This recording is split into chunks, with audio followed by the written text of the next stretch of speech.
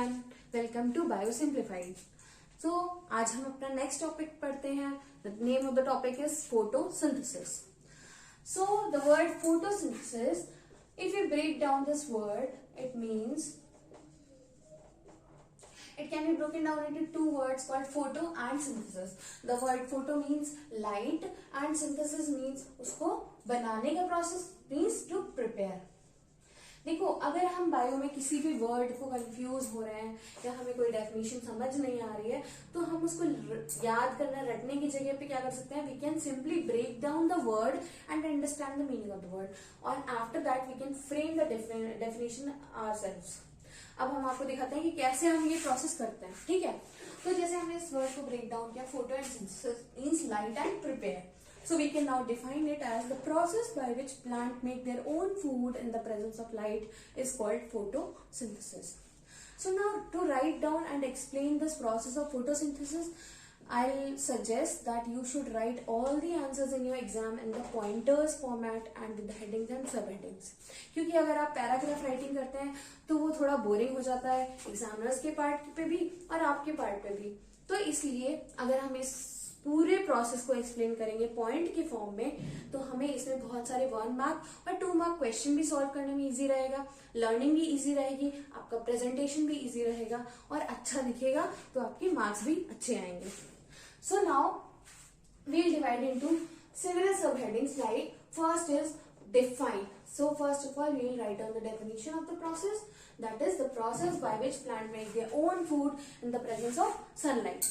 Second process आता है हमारा कि ये हो कहाँ रहा है, that is location of the process.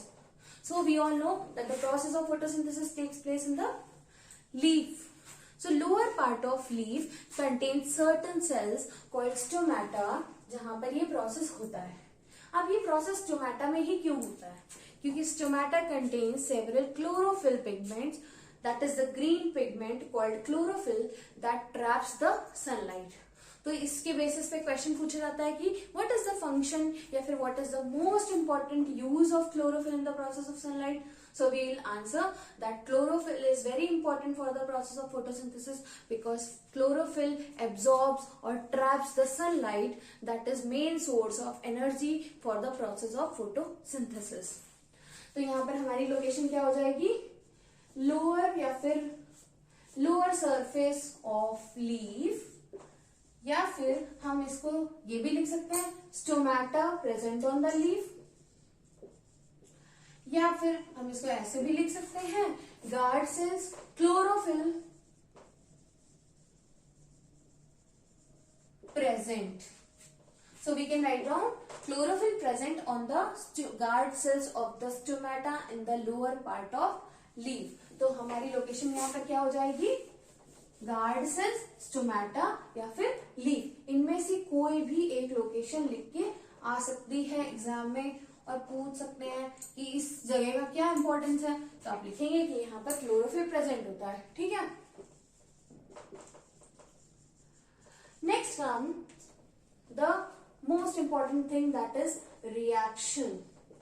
So why reaction is very important? Because sometimes they will ask you to complete the reaction, they will write down incomplete reaction and ask you to complete. Sometimes what they do, they will ask you to balance the reaction or directly they will ask write down the reaction of photosynthesis. So what is the reaction of photosynthesis? C6CO2 plus 6H2O in the presence of sunlight, chlorophyll, it will give C6H12O6, this is glucose, plus 6 molecules of oxygen.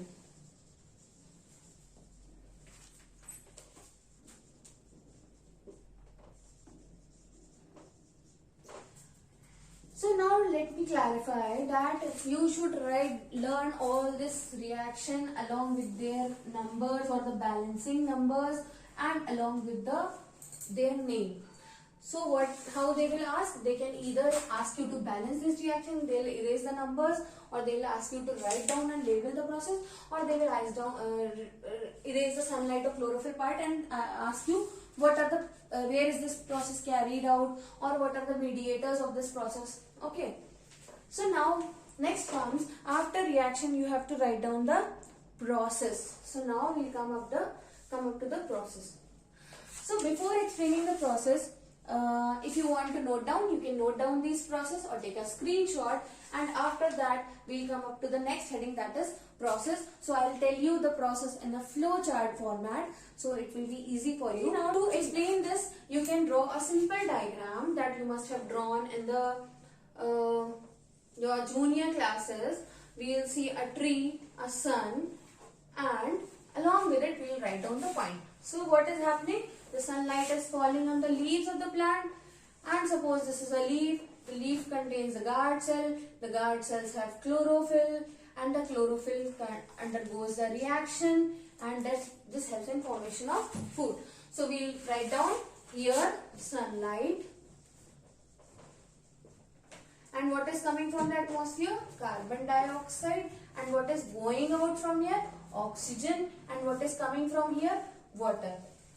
So seeing this, we can also write down what are the raw materials. So now we can write down the next heading कि हमारी next heading क्या हो सकती है कि इस process में raw materials क्या क्या होते हैं, और ये question पूछा जाता है कि what are the raw materials for the process of photosynthesis, या फिर what are the important materials for the process of photosynthesis.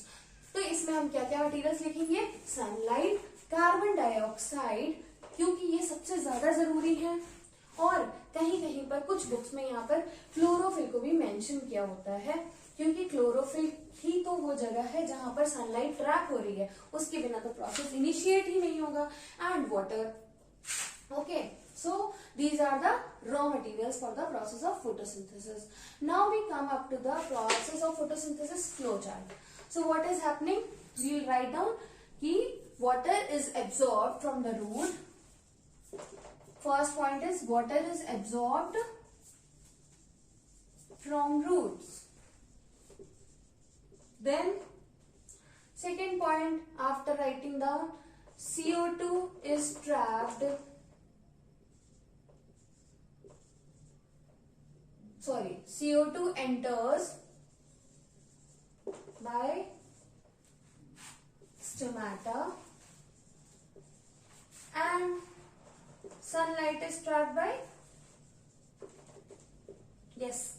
sunlight is trapped by chlorophyll.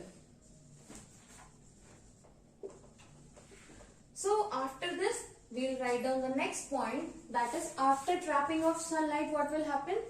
The process will be initiated in the presence of sunlight, and the CO2 will be absorbed from the atmosphere, then it undergoes the chemical reaction and it changes, and as a result we get oxygen and water in the form of vapors as well as glucose.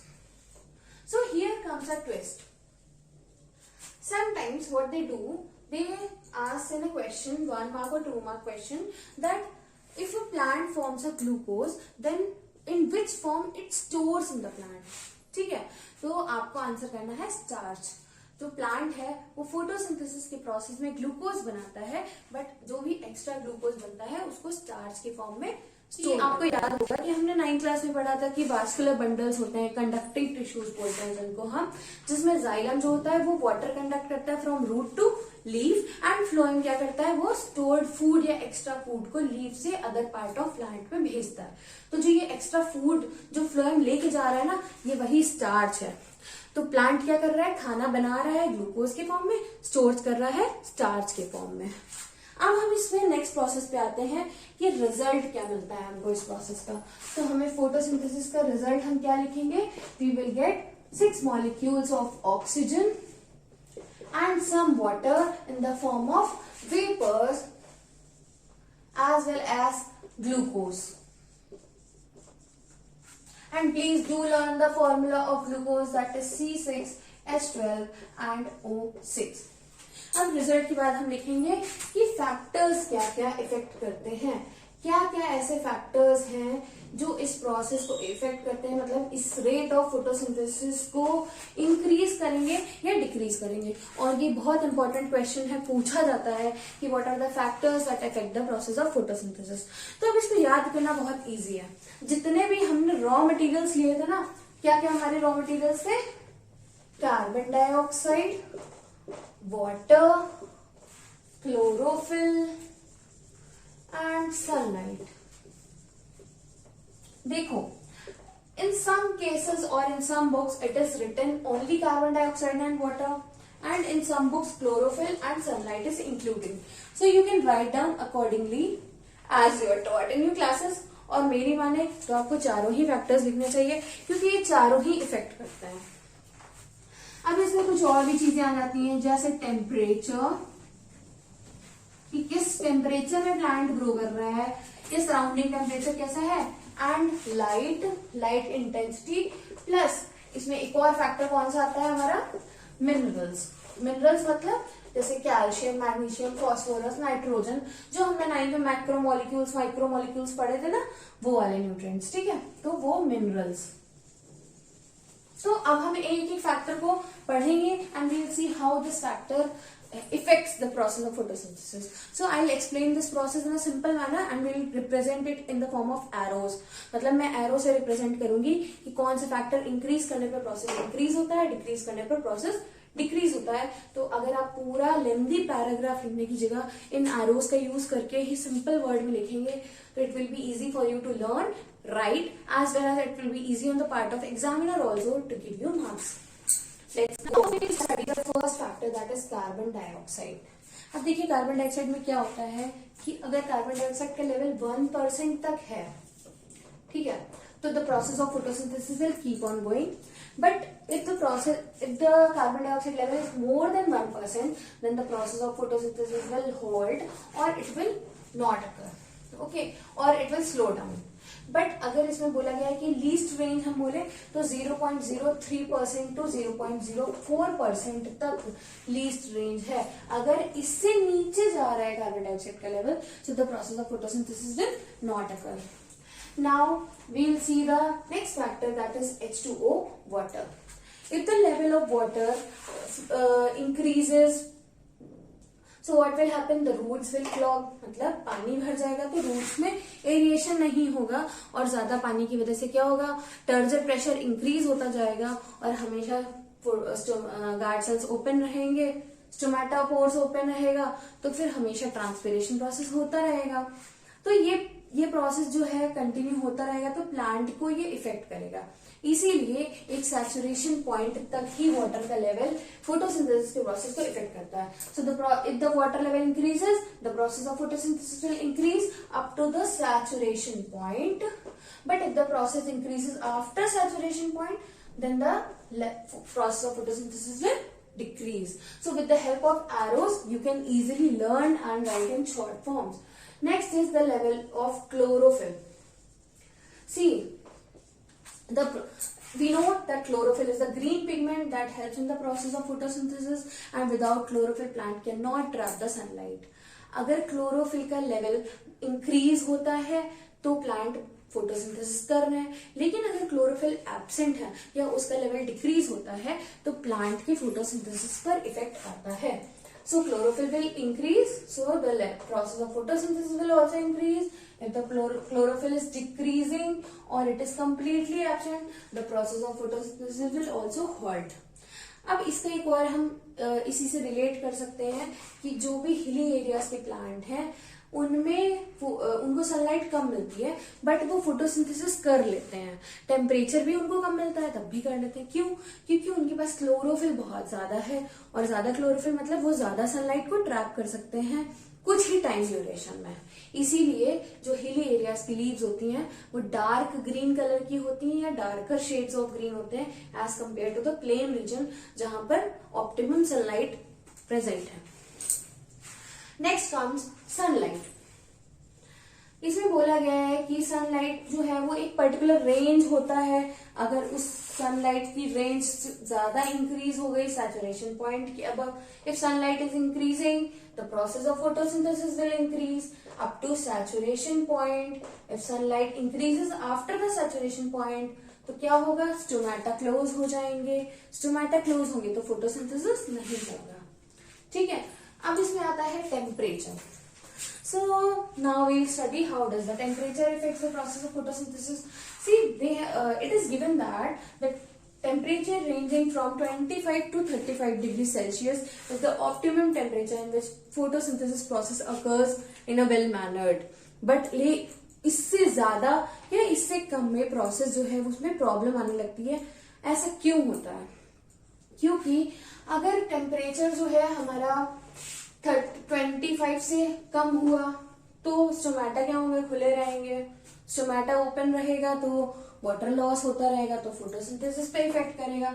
अगर temperature 35 degree से above गया तो stomatal pores क्या होंगे, close हो जाएंगे, क्योंकि plant will keep losing its water, therefore the stomata will close, and if stomatal pores will close, the process of photosynthesis will not continue.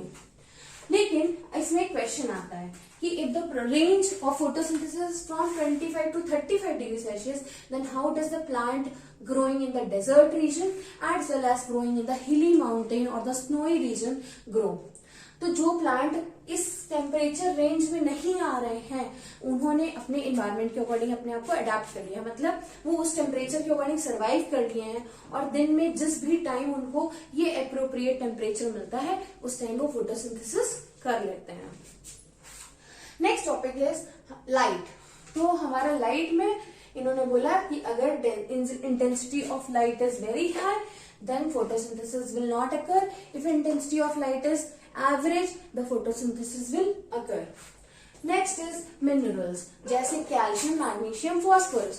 तो अगर मिनरल्स की डेफिशिएंसी है सॉइल में तो plant will not perform their all the functions, therefore the process of photosynthesis will not occur properly.